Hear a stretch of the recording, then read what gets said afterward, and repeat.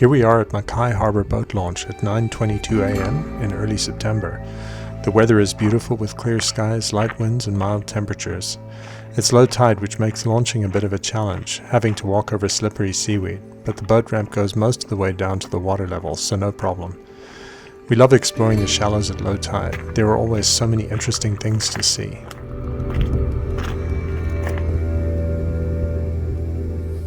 Like this little Dungeness crab we found near the rocks. Just gotta make sure you don't get your fingers near the pincers. There was a fascinating ecosystem of sea life attached to the pillars of the dock. We didn't specifically choose to paddle at low tide on this trip, but I'd highly recommend it. There's just so much more sea life to explore.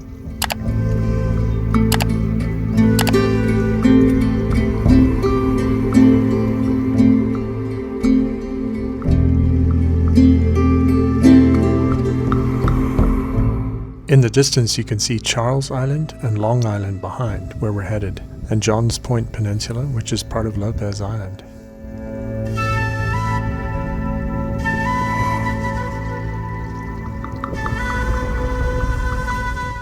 We started from Machaye Harbor boat launch, paddled along the southern shore of Lopez Island, past Charles Island, and out to Long Island, a distance of 3.2 miles or 5.1 kilometers.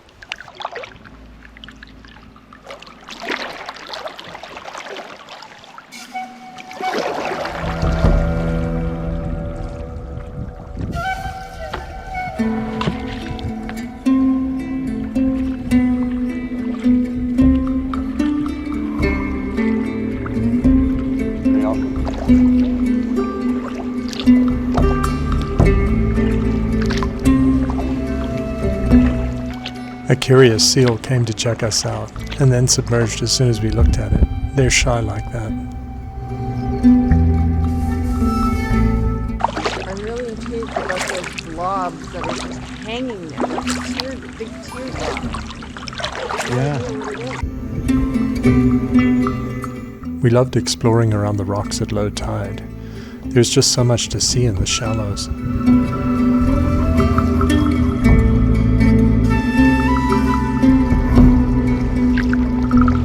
That's Charles Island in the distance. Long Island is behind it.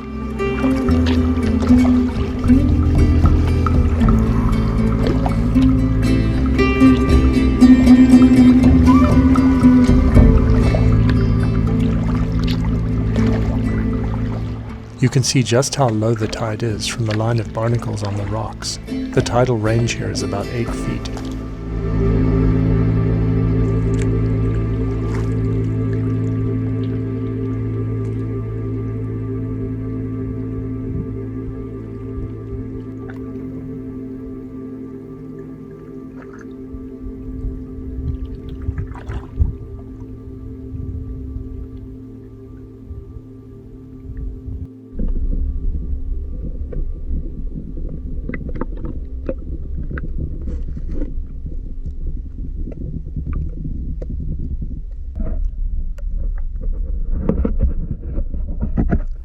There were a lot of crabs in the shallows. This is a large red rock crab. They're very tasty, but it was not welcome in my kayak with me.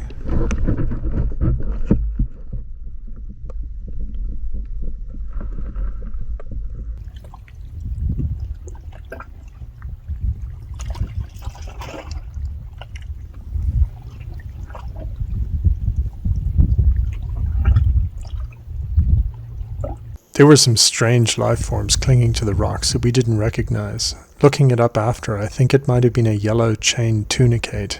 What do you think? Let us know in the comments.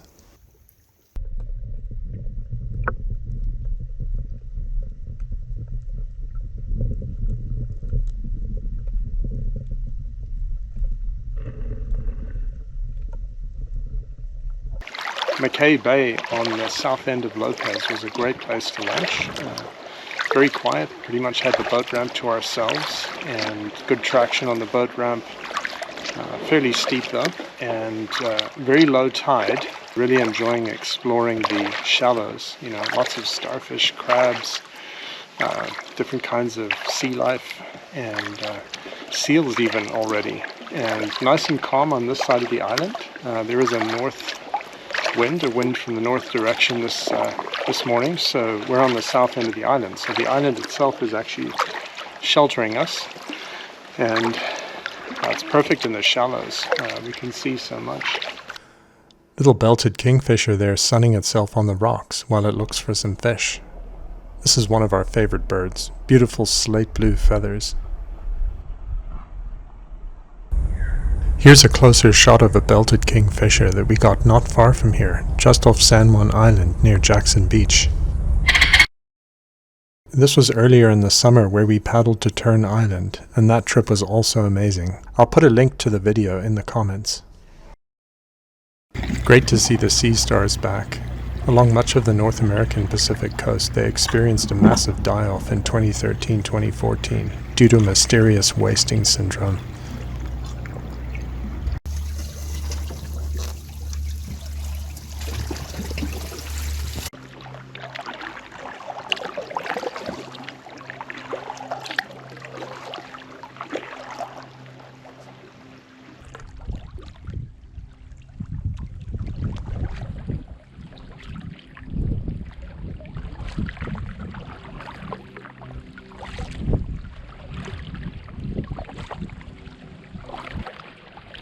I spotted some interesting rocks just off the south shore of Lopez Island, so I'm headed out to them to explore.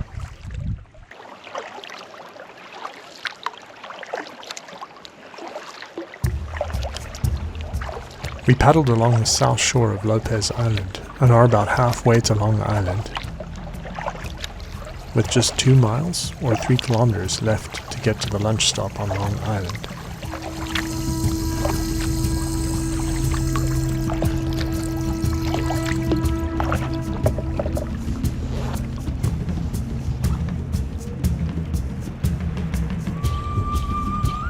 These are Brandt's cormorants, very common in the San Juan Islands.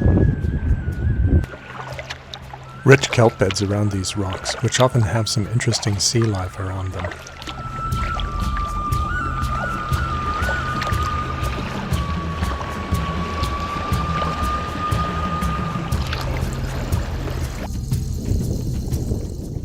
Heading back in to skirt along the south shore of Lopez Island, and on to Charles and Long Islands, which are getting close.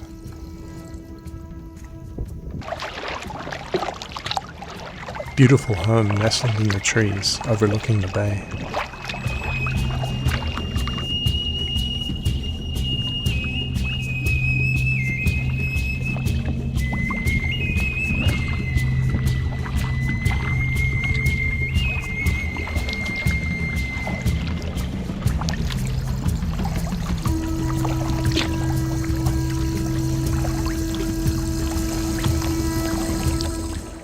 Karen is having a lot of fun and opted to continue exploring the shallows at low tide along Lopez Island. She rescued this beautiful dragonfly from the water and dried it out on her kayak before setting it free on the beach. We love dragonflies because they eat mosquitoes. While Karen is busy exploring the shore, I'm going to make a short hop over from Lopez Island, past Charles Island, and on to explore Long Island.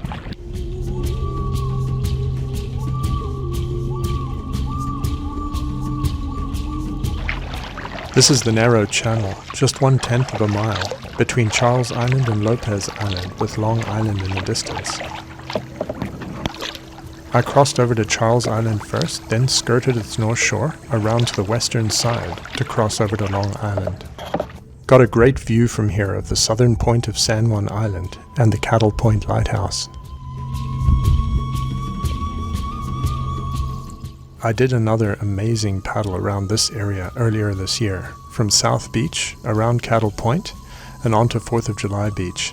Lots of bird life, sea life, and a beautiful rugged coastline of San Juan Island on this trip. I'll put a link in the comments.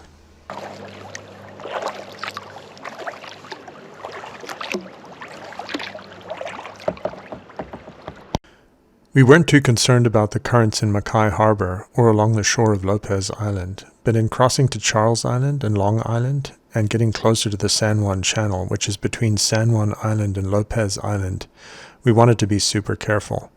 My crossing was around 11:30, and I planned to get back to Lopez Island by 12:30. So I used deepzoom.com to check currents, and you can see that around 11:30, the currents are negligible at about 0.3 knots, building to around 0.9 knots at 12:30. Generally, we like to keep currents below 1 knot.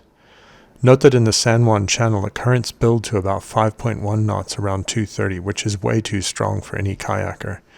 If you choose to paddle in that area, you need to plan for it and pick your crossing time carefully to ensure you don't hit currents that strong.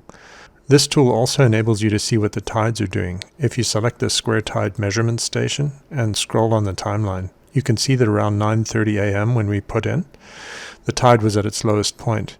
That's why we saw so much sea life in the tidal zone around when we launched. Everything we saw, I would highly recommend going at low tide if you have that option.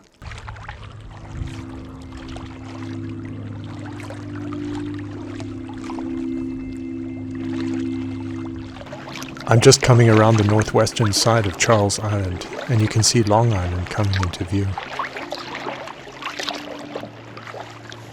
The channel crossing between Charles Island and Long Island is another short one at just 1/4 of a mile.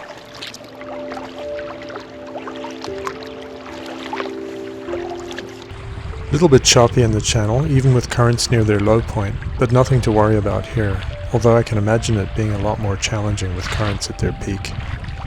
Karen and I are both wearing wetsuits for safety as the water temperature is only mid-50s. After just 5 minutes crossing the 1/4 mile channel, I arrived at the southeast point of Long Island. There's a little cluster of small rock islands called the Geese Islets on the southeast side of Long Island. They were fun to paddle through, but I didn't see any geese around them. Maybe they're there earlier in the spring and summer.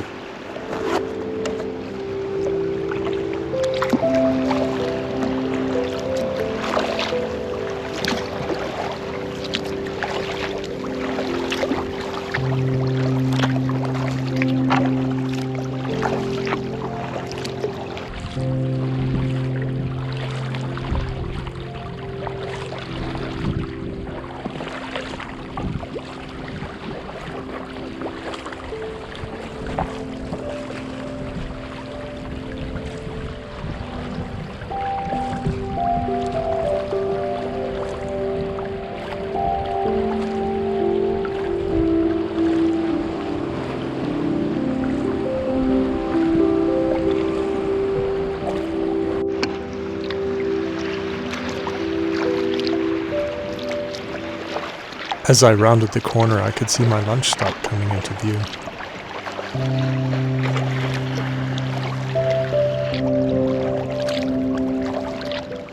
This little bay had a lot of seals in it. You can see some of them on the small rock ahead and just to the left. As usual, they're very shy and jump into the water as I get closer.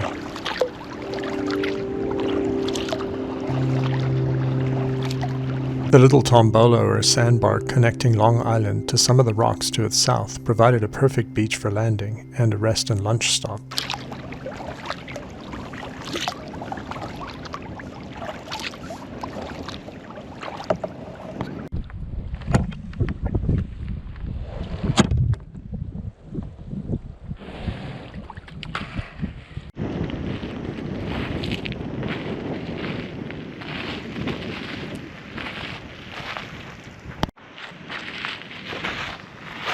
Scouting around a bit, there were not many trees or shrubs around. I can imagine they get some ferocious weather and winds here in the winter.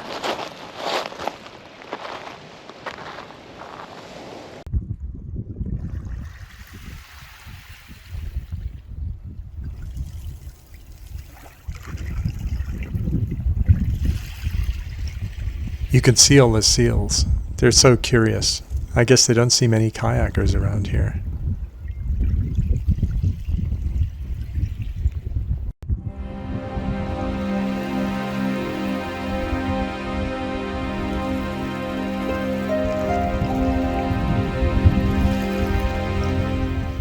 Rich kelp beds in this area. That's probably why the seals love it here. Lots of fish amongst the kelp beds. To the east you can see Machaye Harbor, Charles Island, and Lopez Island. And to the northwest you can see San Juan Channel, San Juan Island, and the Cattle Point Lighthouse.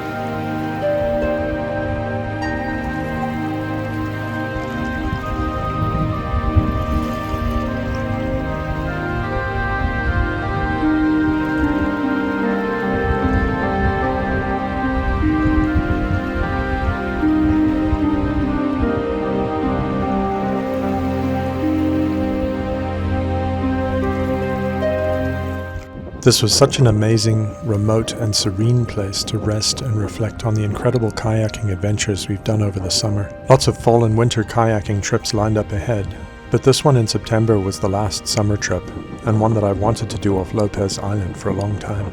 If you do remote trips like this, one of the items of safety gear I highly recommend is this Solio satellite communicator.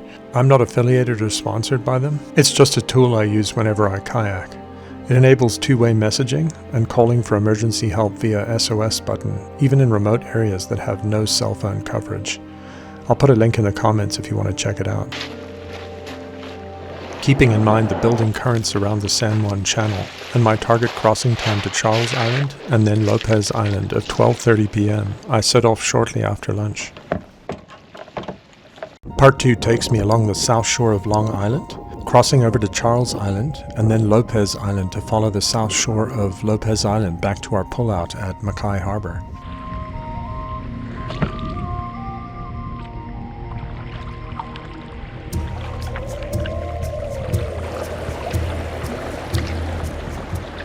Even with the currents forecast below 1 knot in the channel, at this time you could already see the rip currents building around the southeast corner of Long Island.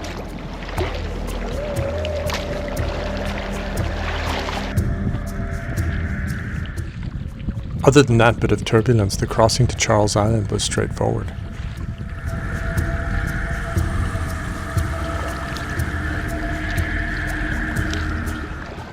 My original plan was to explore around the south side of Charles Island, but the currents were doing some unexpected things around the islands, and I found that I was working against the currents on that path, so I opted to head back up close against the west shore of Charles Island and over to Lopez.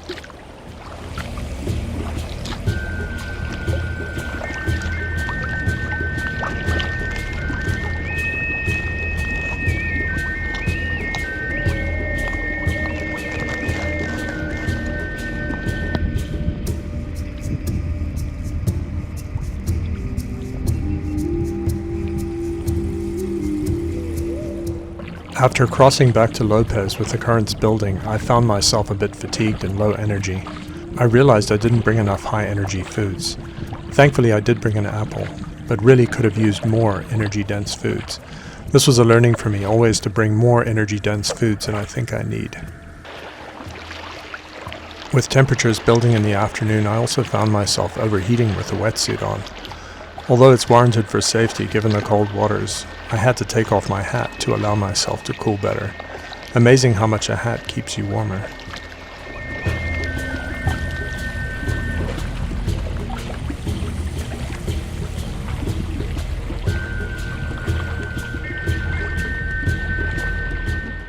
Passed the seal on the way back that was just chilling, floating by Lopez Island. Wondered initially if it was actually a seal because they're normally very aware.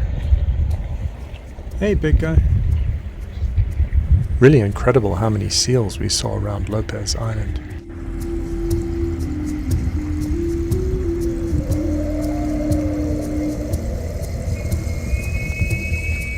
While I was exploring Charles and Long Islands, Karen had been making her way along the shore of Lopez Island. By the time I caught up, she was just arriving at the Machaye Harbor boat launch.